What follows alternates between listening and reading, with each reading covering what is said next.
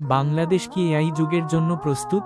ভবিষ্যতের বাস্তবতা ও চ্যালেঞ্জ ভাবুন। একটা সময় আসবে মানুষের অনেক কাজ করবে মেশিন। স্কুলে এআই শিক্ষক, হাসপাতালে এআই ডাক্তার, সহকারী, অফিসে এআই কর্মচারী। পৃথিবী দ্রুত বদলে যাচ্ছে।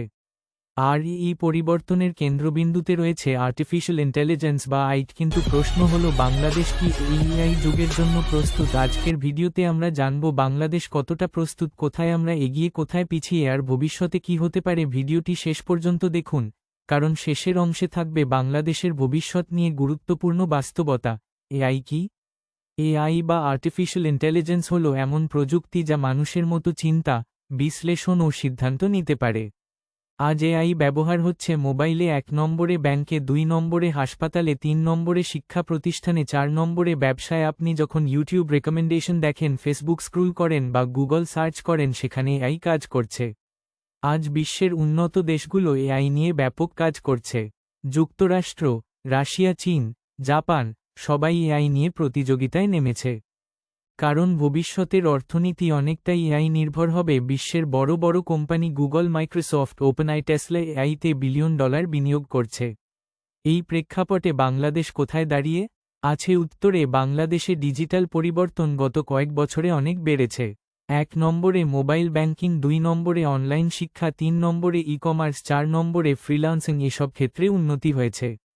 অনেক তরুণ এখন ফ্রিল্যান্সিং করছে, প্রোগ্রামিং শিখছে, এআই টুলস ব্যবহার করছে। এটা বাংলাদেশের জন্য ইতিবাচক দিক। তরুণদের মধ্যে আগ্রহ বাড়ছে। এই দেশের সবচেয়ে বড় শক্তি তরুণ জনগোষ্ঠী। আমাদের দেশে বিশাল সংখ্যক তরুণ প্রজন্ম রয়েছে। যদি এই তরুণরা টেকনোলজি শেখে, এআই স্কিল শেখে, ডিজিটাল স্কিল শেখে, তাহলে বাংলাদেশ অনেক দূর এগোতে পারবে। এই অবস্থায় যদি বাস্তবতার নিরিখে বাংলাদেশ এখনও পুরোপুরি প্রস্তুত নয়। কারণ অনেক জায়গায় দুর্বল internet skill gap, AI education কম, গবেষণা কম, সাইবার সিকিউরিটি দুর্বল। অনেক শিক্ষার্থী এখনও শুধু ডিগ্রির পেছনে ছুটছে। কিন্তু ভবিষ্যতে শুধু ডিগ্রি যথেষ্ট হবে না। এআই এর কারণে কিছু চাকরি ঝুঁকিতে পড়তে পারে, যেমন data entry, basic customer support, repetitive office work. কারণ এআই এসব কাজ দ্রুত করতে পারে। কিন্তু নতুন চাকরিও তৈরি হবে।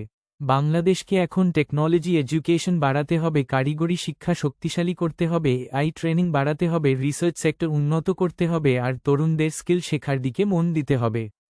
প্রযুক্তি বিশেষজ্ঞদের মতে, বাংলাদেশ যদি সময়মতো ডেটা সুরক্ষা আইন, এআই গবেষণা তহবিল এবং শিল্প একাডেমিক সহযোগিতা গড়ে তুলতে পারে, তবে আগামী 5 বছরে দেশের অর্থনীতিতে এআই গুরুত্বপূর্ণ ভূমিকা রাখতে পারবে। কৃত্রিম বুদ্ধিমত্তা এখন আর ভবিষ্যতের কল্পনা নয়, এটি বর্তমানে বিশ্বকে বদলে দিচ্ছে।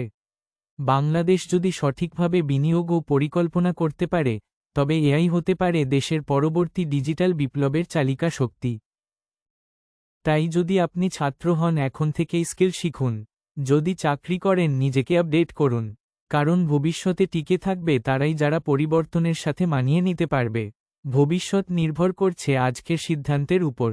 সময় এসেছে ডিজিটাল থেকে এআই নির্ভর বাংলাদেশে রূপান্তরের সিদ্ধান্ত ও সম্ভাবনাময় সন্ধিক্ষণে বিশ্ব পরিক্রমার চ্যালেঞ্জ মোকাবেলার। প্রিয় দর্শক, যারা শুনছেন এই বিষয়ে মন্তব্য দেন, লাইক করুন, অন্যদের শেয়ার করুন, পাশাপাশি সাবস্ক্রাইব করুন। কেমন হলো জানাতে ভুলবেন না। সকলকে ধন্যবাদ।